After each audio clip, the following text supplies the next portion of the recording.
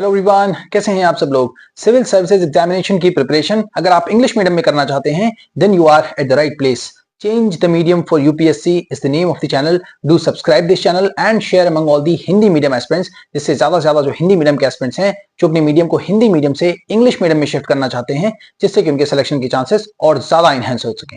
Alright, पिछले 10 से 12 साल का जो यूपीएससी का हिंदी मीडियम का रिजल्ट है, अगर आप हिंदी मीडियम से यूपीएससी की प्रिपरेशन कर रहे हैं तो आपको बहुत अच्छी तरीके से पता होगा। ऑलराइट, तो अगर इंग्लिश मीडियम में आपको चेंज करना है तो सबसे बड़ी प्रॉब्लम्स क्या आती है लोगों के अंदर? ग्रामर। लोग सोचते हैं कि सबसे बड़ी प्रॉब्लम जो होती है ग्रामर्स। ग्रामर देखते हैं क्या होता है। तो अब देखिए, जैसे ये हमारी वर्ड हिस्ट्री की बुक है, वर्ड हिस्ट्री, ये 9th क्लास की बुक है। इसका नाम है कंटेम्परेरी वर्ड।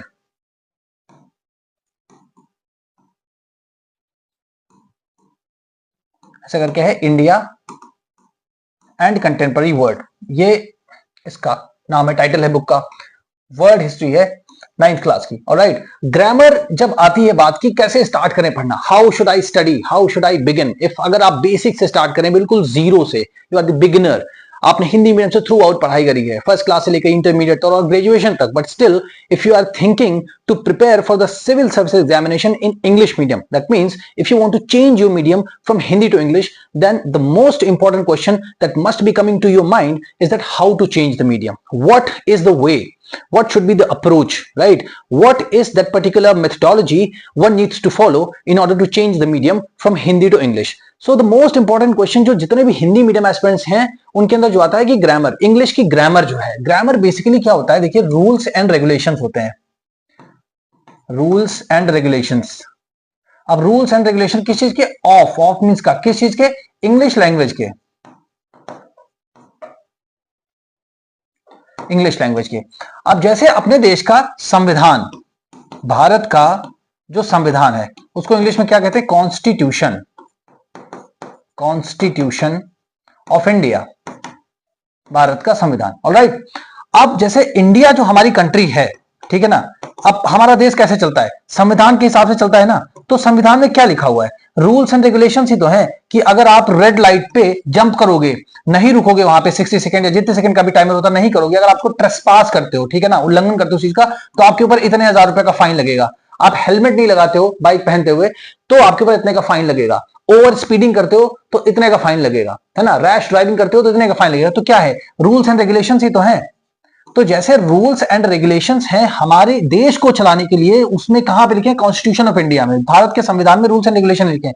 वैसे ही इंग्लिश की, जो इंग्लिश को लिखना कैसे है, बोलना कैसे है, पढ़ना कैसे है, प्रोनाउंसिएशन, उच्चारण कैसे करना है, वो सारे basically rules and regulation he grammar में लिखे हुए। तो आप चाहे इसको ग्रामर बोलो या इंग्लिश के रूल्स एंड रेगुलेशंस बोलो, तो हमें इतने ज्यादा रूल्स एंड रेगुलेशंस पढ़ने की आवश्यकता नहीं है। रीजन उसका यह है क्योंकि हमें बहुत सारे इंग्लिश के वर्ड्स आते हैं, हम सुनते हैं, मुझे पूरा यकीन है कि जितने भी आप हिंदी मीडियम के एस्पिरेंट्स हो, आपको ज्यादा से ज्यादा इंग्लिश समझ में आ जाती है। लगभग अगर कोई बहुत ही अपने आप को समझता है कि यार मेरे को बिल्कुल समझ में आई, तब भी उसको 30-40% तो समझ में आ ही जाती है। बट फिर भी हिम्मत ना होने की वजह से अंदर आपको बिल्कुल फील नहीं होता कॉन्फिडेंस। इस वजह से आप ये हो सकता है बोल दो किसी सामने कि नहीं मुझे समझ में नहीं आई, क्योंकि आपको ये डर है कहीं उसने पूछ लिया आपसे तो आप एक्सप्लेन नहीं कर पाओगे। बट आप में से 90% जो हिंदी मीडियम के एस्पिरेंट्स हैं उनको लगभग 80 to 90% इंग्लिश समझ में आती है कि हाँ इन्होंने ये बोला इंग्लिश में तो इसका मतलब यही है, राइट। तो आपको समझ में आ सकती है, तो बस आपको सेंस पे काम करना है। अब सेंस पे क्या है? अब जैसे मान लीजिए आपने एनसीईआरटी को पढ़ना स्टार्ट किया, ठीक है, तो ये 9th क्लास की एनसीईआरटी है, इसको आपने पढ़ना स्टार्ट किया। पहला जो हमारा चैप्टर है वो उसका नाम क्या है? फ्रेंच रेवोल्यूशन, है ना।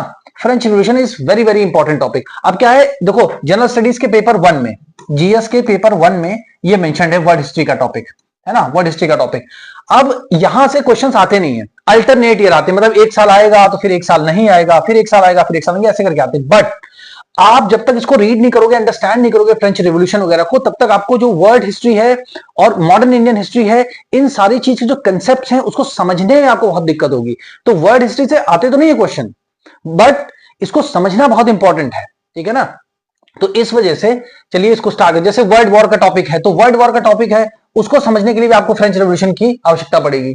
ठीक है ना। इंडिया की अपनी इंडियन मॉडर्न इंडियन हिस्ट्री है, उसको भी समझने के लिए आपको फ्रेंच रेवोल्यूशन को पढ़ना चाहिए, ठीक है ना। और ओवरऑल आपके पर्सपेक्टिव को भी डेवलप करने के लिए French revolution is very very important topic. अब पढ़ना कैसे है, इसको याद कैसे करना है, समझना कैसे है, ठीक है। फर्स्ट टाइम कोई हिंदी मीडियम का एस्पिरेंट अगर इसको रीड कर रहा है तो कैसे रीड करेंगे, आपको ये पता है फ्रेंच, आप इसको आराम से रीड कर लेंगे। फ्रेंच रेवोल्यूशन, रेवोल्यूशन मींस होती है क्रांति, और फ्रेंच मतलब फ्रांसीसी आप बोल सकते हैं, या फ्रांस की, फ्रांसीसी या फ्रांस की,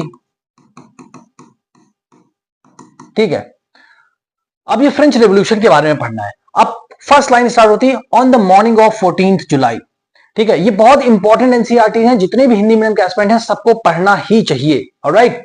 on the morning of 14th जुलाई 1789, ठीक है ना।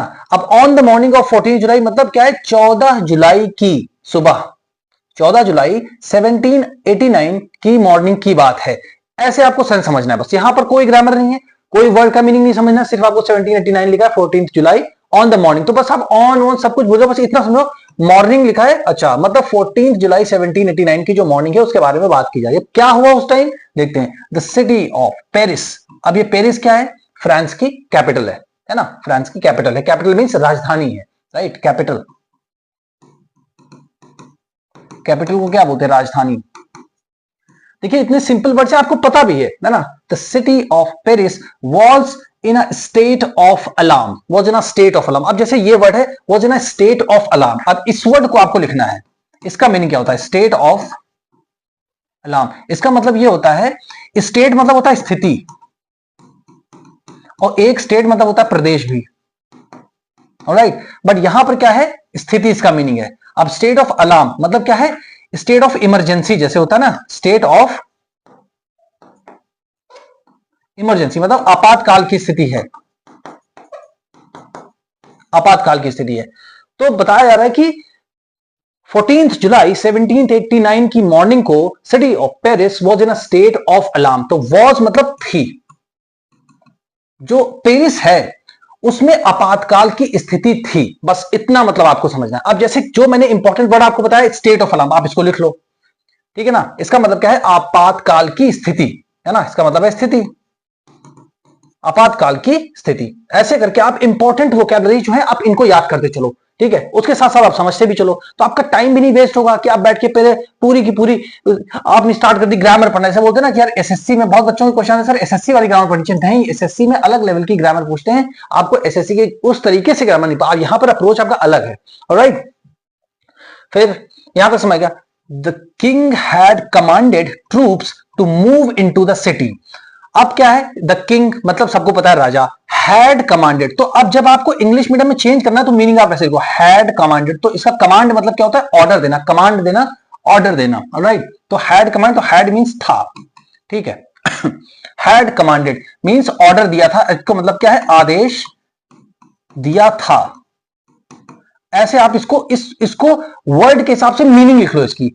The king had command troops means क्या होता है, सैनिक, सैनिक, सैनिकों को, है ना। The king had commanded troops to move into the city, की शहर में जाओ, जो सिटी है जाओ उसके अंदर। अब वो कौन सी सिटी है, पेरिस के अंदर एंटर करो बेसिकली। अब आपातकाल की स्थिति है तो इसका मतलब सेना को भेजा, किसने भेजा, किंग ने, ऑलराइट। जहां तक आपको समझ में आ गया। फिर क्या है, रूमर्स, इसको बोलते हैं रूमर्स। रूमर्स मींस क्या होता है, अफवाह, अफवाहें जैसे फैल जाती है ना, अफवाह। तो रूमर्स मतलब अफवाहें, एक से ज्यादा ना एस लगा हुआ ना, तो रूमर्स, अफवाहें क्या फैल गई, स्प्रेड, स्प्रेड मतलब फैलना। तो रूमर्स स्प्रेड मतलब अफवाहें फैली। अब कैसे फैली, that he would soon order the army to open fire upon the citizens, ठीक है।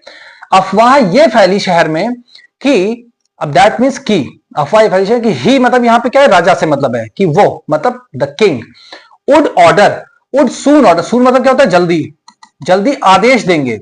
और ये वुड का मतलब क्या है, फ्यूचर में, अभी इन्होंने आदेश दिया नहीं है, अभी आदेश देंगे। तो would order, would soon order, जल्दी ही ऑर्डर देंगे। अब ऐसे लिखिए आप, वुड सून ऑर्डर, इस तरीके से आप पढ़ना शुरू करिए तो आप स्पीड से आगे बढ़ पाएंगे और कॉन्फिडेंस भी आएगा। वुड सून ऑर्डर मींस जल्दी ही आदेश देंगे। अब कौन देंगे, किंग देंगे, ऑफ कोर्स राजा ही देंगे, है ना। अफवाह ये फैली कि राजा या ही वो जल्दी ही ऑर्डर देंगे the army to open fire upon the citizen, army को वो ऑर्डर देंगे कि open the fire, open the fire मतलब क्या है, ओपन फायर मतलब क्या होता है, गोली चलाना, ठीक है ना, open fire upon the citizen, जो नागरिक है वहां के उनके ऊपर। ऑलराइट, बहुत सिंपल है, टफ नहीं है, कोई इस मीडियम को चेंज कराने वाला नहीं है, nobody is helping to Hindi medium aspirant, कोई हिंदी मीडियम एस्पिरेंट्स की हेल्प नहीं कर रहा है। बाय द वे मैं आपको अपना नंबर देता हूं, 7080507433 इज दी व्हाट्सएप नंबर, आप कांटेक्ट कर सकते हो, फोन भी कर सकते हो इफ यू रिक्वायर, अगर आपको जरूरत पड़ती है मीडियम चेंज करने से रिलेटेड, अगर आपको किसी भी तरीके की हेल्प की जरूरत है, you can contact on this particular WhatsApp number. Alright, the next line is some 7000 men and women. अब सम मतलब क्या होता है, कुछ, अब ऐसे बोलते हैं ना, कुछ 7000 लोग थे, अब जैसे 7000 लोग थे ना, तो मेन एंड वुमेन की जगह पीपल भी लिख सकते हो आप। अब इसका मतलब कुछ 7000 लोग थे, ठीक है ना, अब यहां पे लिख दिया मेन एंड वुमेन। अब देखिए मेन को कैसे समझेंगे आप, MEN जब लिखा होता है तो एक से ज्यादा लोग होते हैं, ठीक है, क्योंकि MEE है, और अगर MAN लिख दोगे आप तो एक आदमी की बात की जा रही है। ऑलराइट, उसी तरह WOMAN तो वुमेन, इसका मतलब होता है एक महिला, ठीक है, और अगर WOMEN लिख दोगे जहां पर E आ जाएगा तो मतलब एक से ज्यादा महिलाएं हो जाएंगी। ऑलराइट, तो यहां पे लिखा है कि लगभग 7000, या कुछ बोल लो या लगभग भी बोल लो, इसका मतलब ऐसे सेंस में, क्योंकि अगर आप इसको सर्च करोगे ना गूगल पे तो सम का मतलब होगा कुछ, बट जब इंग्लिश को रीड किया जाता है ना तो वर्ड का जो मीनिंग होता है वो फिगरेटिव सेंस में, लाक्षणिक अर्थ में यूज होता है। तो जब आप ऐसे वर्ड को यूज करना सीख जाओगे ना तो आप खुद ही वर्ड मीनिंग को अननेसेसरी याद करना बंद करोगे। राइट, तो सम मतलब क्या है, लगभग 7000 महिलाएं एंड पुरुष। गैदर्ड मतलब क्या होता है, इकट्ठा हुए, इकट्ठा हुए, इकट्ठा हुए। अब देखिए ये पूरी आपको फ्रेंच रिवॉल्यूशन की बेसिक से बता रहे हैं बिल्कुल, ये कि कैसे फ्रेंच रिवॉल्यूशन स्टार्ट हुई। अभी तो किरदार कौन है, कौन से किंग है, क्या है, क्या नाम है उनका, what is the reason, reason क्या था, महंगाई कितनी बढ़ गई थी, इन्फ्लेशन क्या था, बास्टील फोर्ट क्या था, ठीक है ना, वो सब तो कुछ पता ही नहीं है अभी। अभी तो जस्ट एक बता रहे हैं कि कैसे स्टार्ट होती है। सो इसीलिए आपको ना जब एसे राइटिंग वगैरह जब आप करोगे ना तो आपको खुद से बनाना पड़ेगा, एक तरीके से इंट्रोडक्शन वगैरह फिर से बनाना पड़ेगा, जिसको बोलते हैं भूमिका बनाना। तो वो आपको बता रहे हैं बैकग्राउंड क्या है बेसिकली, है ना। तो इसलिए ये सारी चीजें बहुत इंपॉर्टेंट है। अगर आप यूपीएससी क्लियर करना चाहते हो तो आपको डेफिनेटली एनसीईआरटी खुद से पढ़नी चाहिए पहले, बहुत अच्छी तरीके से। ऑलराइट, अब क्या है, सम 7000 men and women gathered in front of the town hall। अब एक टाउन हॉल था, शहर का एक हॉल था, उसके सामने इकट्ठा हुए कुछ 7000 में, and decided to form, form मतलब क्या था, बनाना, डिसाइडेड मतलब क्या, निर्णय लिया, डिसाइडेड मीन्स निर्णय लिया, डिसाइडेड टू फॉर्म मीन्स बनाना, क्या बनाना, अब पीपल्स मिलिशिया, अब पीपल्स मिलिशिया, पीपल्स मिलिशिया मतलब लोग खुद में, जैसे मतलब आम जनता होती है ना, वो खुद इकट्ठा हो और अपने आप को एक आर्मी की तरह बिहेव करें कि अब हम लोग लड़ेंगे अपने अपने अपने अधिकार के लिए राज्य से, ठीक है ना, या सरकार से हम खुद लड़ेंगे, ठीक है ना। तो उसको बोलते पीपल्स मिलिशिया। अब क्या आगे है, दे ब्रोक, अब यही जो लोग थे जब इन्होंने पीपल्स मिलिशिया बना ली, फिर क्या, दे मतलब ये लोग, वे, है ना, दे मतलब वे, ब्रोक इनटू मतलब क्या होता है, घुस जाना, जबरदस्ती घुस गए, है ना, किसमें घुस, फोर्सफुली मतलब फोर्सफुली घुस जाना, किसमें, they broke into a number of government buildings, they broke into मतलब क्या होता है, घुस जाना, फोर्सफुली जबरदस्ती, a number of government buildings, कई सारी, अ नंबर ऑफ मींस कई सारी गवर्नमेंट की जो बिल्डिंगें थी, इमारतें थी, उसमें अंदर घुस गए। क्यों घुस गए, in search of arms, in search of arms, जो आर्म्स थे ना, आर्म्स एंड एम्यूनिशन, ठीक है ना, बंदूक वगैरह चाहिए, गन्स चाहिए, लड़ाई करने के लिए कुछ तो चाहिए ना। तो इन लोगों ने खुद को बोला कि हम लोग खुद की एक आर्मी बनाते हैं और हम लोग अब सरकार से लड़ेंगे। तो जितनी भी इनको सरकारी, तो जितनी भी इनको गवर्नमेंट बिल्डिंग्स दिखी, उनके अंदर ये लोग जबरदस्ती घुस गए, फोर्सफुली घुस गए। किसकी खोज में घुस गए, in search of arms, arms मतलब गन वगैरह के बारे में अंदर घुसे कि हमें ये सारी चीजें मिलेंगी तो हम फाइट बैक जो है सरकार से करेंगे। राइट, तो ऐसे करके this is very very simple. अगर आप इतने से सिर्फ आप just study like 4-5 lines and then you try to think and then you read it again, read by yourself and try to understand, are you able to understand it और not. Right, your mind will say yes I am able to understand. So when you are able to understand without even learning the grammar, which is your biggest fear, जो आपका सबसे बड़ा डर है, उसको बिना आप छुए हुए, if you are able to read and if you are understanding, right, that means you can definitely change your medium from Hindi to English so that the chances of yours getting into the civil service examination could enhance manyfold. All right.